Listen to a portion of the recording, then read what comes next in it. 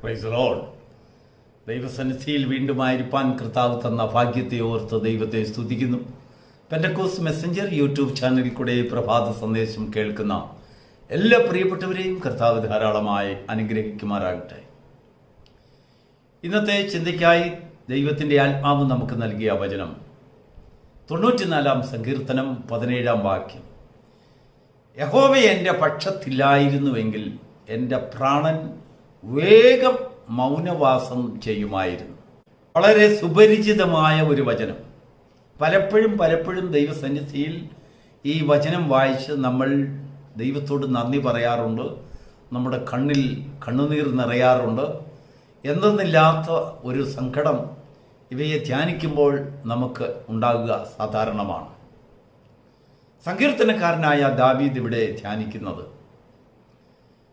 യഹോവ എൻ്റെ പക്ഷത്തിലായിരുന്നുവെങ്കിൽ എൻ്റെ പ്രാണൻ വേഗം മൗനവാസം ചെയ്യുമായിരുന്നു. അപ്പോൾ ദാവീദ് സംസാരിക്കുന്നത് ഒരു മരണത്തെ സംബന്ധിച്ച വാക്കല്ല.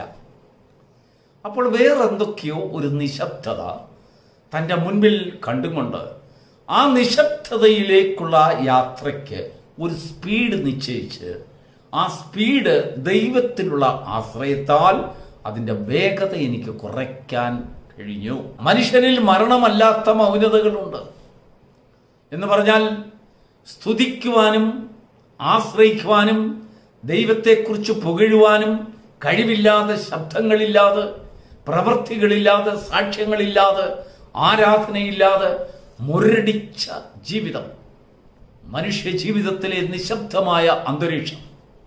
അങ്ങനെ ഒരു അവസ്ഥയുണ്ട്. ഏത് മനുഷ്യരിലും ആ ഒരു അവസ്ഥയിലേക്ക് പോകുന്നത് നിരാശയുടെ വെളിച്ചത്തിലാണ്. പലപ്പോഴും പ്രതികൂലങ്ങളുടെ മധ്യത്തിൽ ദൈവത്തിൻ്റെ ബലം അല്ലെങ്കിൽ ദൈവത്തിൻ്റെ കരം പ്രാപിക്കുവാൻ സാധിക്കാത്ത മനുഷ്യരുടെ ജീവിതത്തിൽ നിരാശ കാണുന്നു. ഒരു തോൽവി, പരീക്ഷയിൽ തോറ്റാൽ ഉടനെ ആത്മഹത്യ ചെയ്യുന്നവരുണ്ട്. എന്തെങ്കിലും ജീവിതത്തിൽ ഒരു പരാജയം സംഭവിച്ചാൽ ജീവിതം ഇനിയും വേണ്ട എന്ന് പറയുന്നവരുണ്ട്. ഒരിക്കൽ ഏലിയാവ് അങ്ങനെ പറഞ്ഞു, ഇപ്പോൾ എൻ്റെ ജീവൻ എടുത്തുകൊള്ളുന്നതായിരിക്കും നല്ലത്. ദൈവത്തിന് മഹത്വം. യോന പലപ്പോഴും അങ്ങനെ ചിന്തിച്ചു. ദൈവത്തിനുള്ളതായ ആശ്രയം നമുക്ക് കുറഞ്ഞു പോകുമ്പോൾ നമ്മുടെയും ജീവിതത്തിൽ ഒരു ചിന്ത, മരിച്ചാൽ കൊള്ളാം, മൗനതയിലേക്ക് പോകുവാൻ ഒരു ധൃതി. ഈ ധൃതിയെയാണ് ദാവീദ് ഉദ്ദേശിക്കുന്നത്. ജീവിതത്തിലെ പരാജയങ്ങൾ, നിരാശപരമായ ചിന്താഗതി, ഇനിയും എനിക്ക് എത്തുവാൻ കഴിയുകയില്ല എന്നുള്ളതായ ഒരു ഡെഡ്ലി പോയിന്റ്, അങ്ങനെയുള്ളതായ ഒരു ചിന്ത നമ്മെ ഭരിക്കുന്ന വേഗത.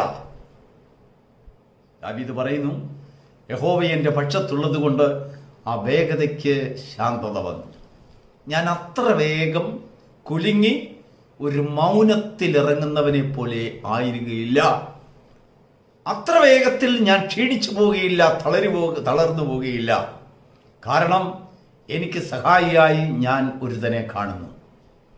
പ്രിയപ്പെട്ട ദൈവത്തിൻ്റെ മക്കളെ, ദാവീദ് പാടുന്നതായ സങ്കീർത്തനത്തിൻ്റെ തൊട്ടടുത്തതായ വാക്യമാണ് ദൈവത്തിൻ്റെ ആത്മാവ് ഇന്ന് നമ്മോട് സംസാരിക്കുവാൻ ആഗ്രഹിക്കുന്ന വചനം. 18-ാം വാക്യം.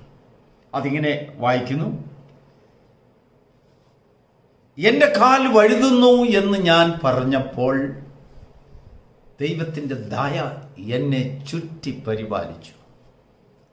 വീണ്ടും വളരെ ശ്രദ്ധയോടുകൂടി ആ വാക്യം ഒന്ന് വായിച്ചു നോക്കുക.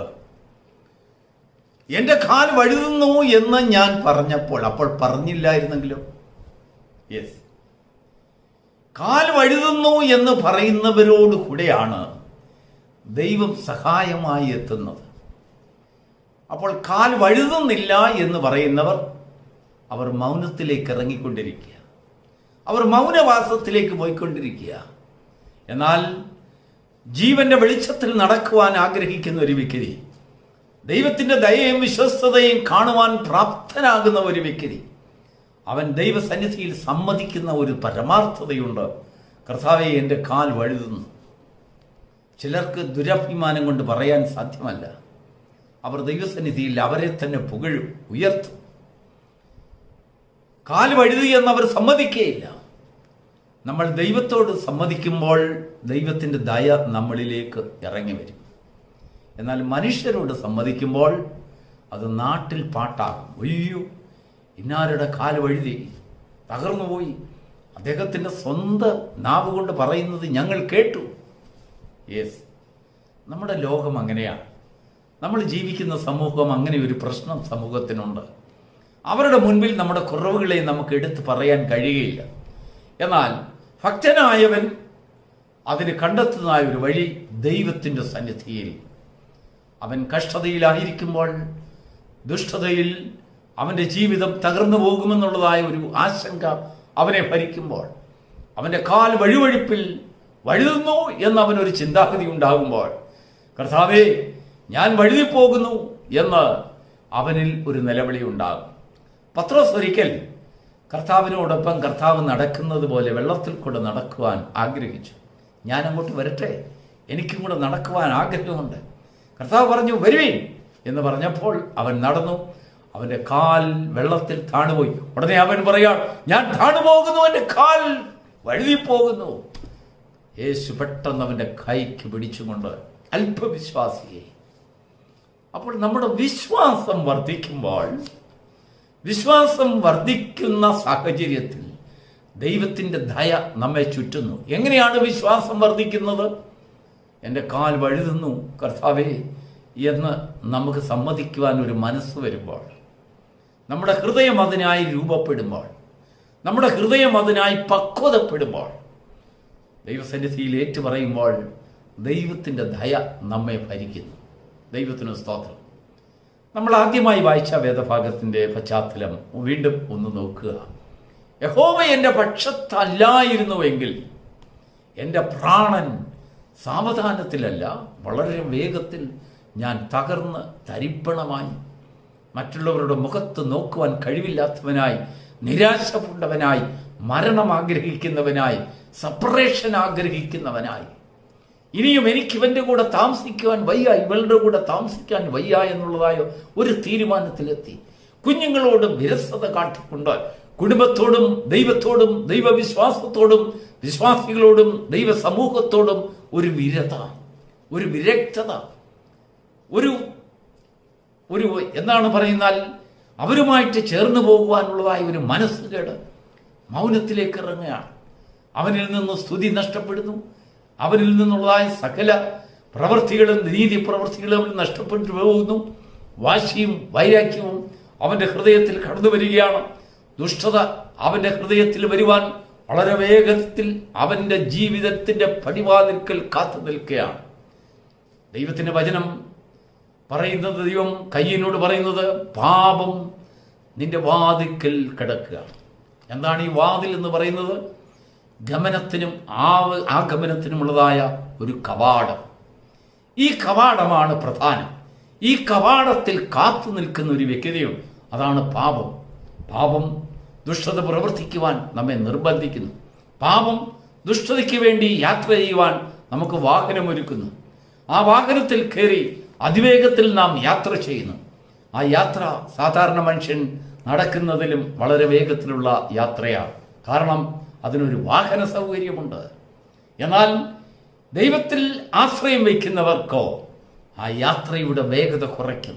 ജീവിതത്തിലേക്കൊന്ന് തിരിച്ചു നോക്കുവാൻ, അവൻ്റെ കുടുംബത്തിൻ്റെ അവസ്ഥയിലേക്ക്, കുഞ്ഞുങ്ങളിലേക്ക്, ഭാര്യയിലേക്ക്, ഭർത്താവിലേക്ക്, മാതാപിതാക്കളിലേക്ക്, സമൂഹത്തോട്, നാം ജീവിക്കുന്ന ആ ചുറ്റുപാടിലേക്ക്, ആ കുടുംബ ജീവിതത്തിൻ്റെ മഹത്വത്തിലേക്ക്, വിശ്വാസ ജീവിതത്തിൻ്റെ വീര്യത്തിലേക്ക്, ദൈവത്തിൽ നിന്ന് പ്രാപിക്കുന്ന അനുഗ്രഹത്തിൻ്റെ താഴ്വരകളിലേക്ക് നമുക്കൊന്ന് കടന്ന് ചിന്തിക്കുവാൻ നമ്മുടെ കണ്ണുകളെ, നമ്മുടെ ഹൃദയത്തെ നിർബന്ധിക്കുന്ന സാവകാശം. Praise the Lord. ഇല്ല എങ്കിൽ ഇതിനെയെല്ലാം കണ്ണും പൂട്ടി അടച്ചുകൊണ്ട് എനിക്ക് കാണണ്ട, എനിക്ക് സഹകരിക്കണ്ട, എനിക്ക് ഇന്ന വ്യക്തിയോട് എനിക്ക് മിണ്ടണ്ട, അല്ലെങ്കിൽ ഇന്ന വ്യക്തിയുമായിട്ടുള്ള ബന്ധം എനിക്ക് വേണ്ട എന്ന് പറഞ്ഞുകൊണ്ട് എന്ത് ചെയ്യുന്നറിയാമോ? നമ്മുടെ ഹൃദയം മുരടിച്ച് മുരടിച്ച് മുരടിച്ച് മൗനവാസത്തിലേക്കുള്ള യാത്രയ്ക്ക് വേഗത കൂട്ടി ദൈവത്തിൽ നിന്നകന്ന്, വിശ്വാസത്തിൽ നിന്നകന്ന്, ആത്മീയതയിൽ നിന്നകന്ന്, നമ്മുടെ ജീവിതത്തിലെ പ്രത്യാശയിൽ നിന്നകന്ന്, സന്തോഷത്തിൽ നിന്നകന്ന്, എപ്പോഴും മൂഡ് ഔട്ടായിട്ടുള്ള ഒരു ചിന്ത, സൈലന്റ്. ചിലർക്ക് പറയും അവനിൽ എന്തോ ഒരു സൈലൻസി ബാധ വന്നെന്ന് പറയും. ബാധയൊന്നുമല്ല, അവൻ്റെ യാത്ര മൂഡ്, അല്ലെങ്കിൽ ആ മൗനതയിലേക്ക് അവൻ വേഗത കൂടി യാത്ര ചെയ്തുകൊണ്ടിരിക്കുക.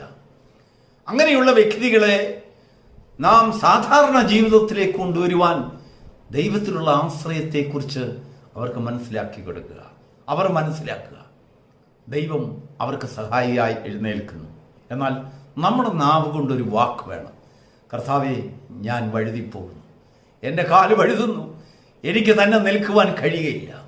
എൻ്റെ ബലം കൊണ്ട്, അല്ലെങ്കിൽ എൻ്റെ ആശ്രയം കൊണ്ട്, എൻ്റെ ബുദ്ധി കൊണ്ട്, എൻ്റെ ജ്ഞാനം കൊണ്ട്, മരുന്ന് കൊണ്ട്, മന്ത്രം കൊണ്ട്, ആശുപത്രി കൊണ്ട്, എൻ്റെ സമ്പത്ത് കൊണ്ട്, എൻ്റെ ജോലി കൊണ്ട്, എൻ്റെ സൗന്ദര്യം കൊണ്ട്, എൻ്റെ ആരോഗ്യം കൊണ്ട്, എൻ്റെ സകലവിധമായ കഴിവുകളുമൊക്കെ ഞാൻ കണക്കിലെടുത്ത് നോക്കുമ്പോൾ എനിക്ക് തനിയെ നിൽക്കാൻ കഴിയില്ല. എൻ്റെ കാലിന് വഴുക്കലുണ്ടാകുന്നു.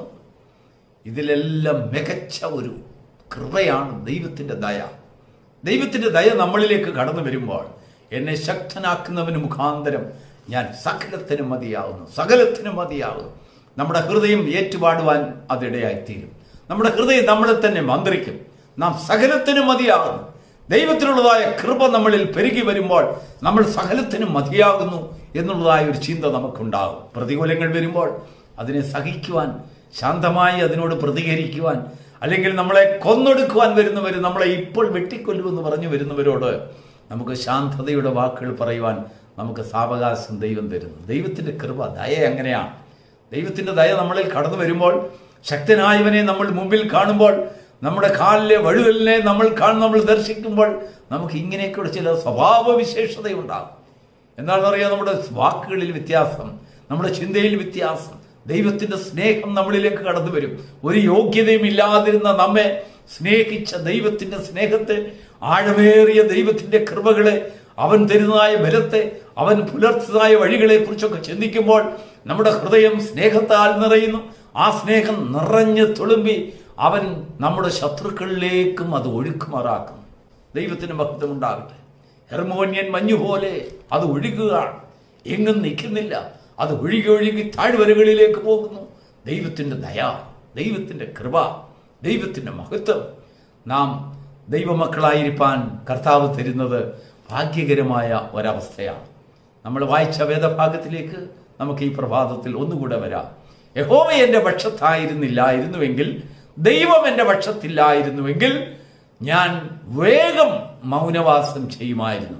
എന്ന് പറഞ്ഞാൽ നിശബ്ദനായി സമൂഹത്തോടും കുടുംബത്തോടും യാതൊരു പ്രതിപത്തിയുമില്ലാതെ, സമൂഹത്തിൽ യാതൊരു പ്രയോജനവുമില്ലാത്തവൻ, ദോഷം ചിന്തിക്കുന്നവനായി എപ്പോഴും മൗനത്തിൽ ഇരിക്കുന്ന ഒരു അനുഭവം എന്നിൽ ഉണ്ടാകുമായിരുന്നു.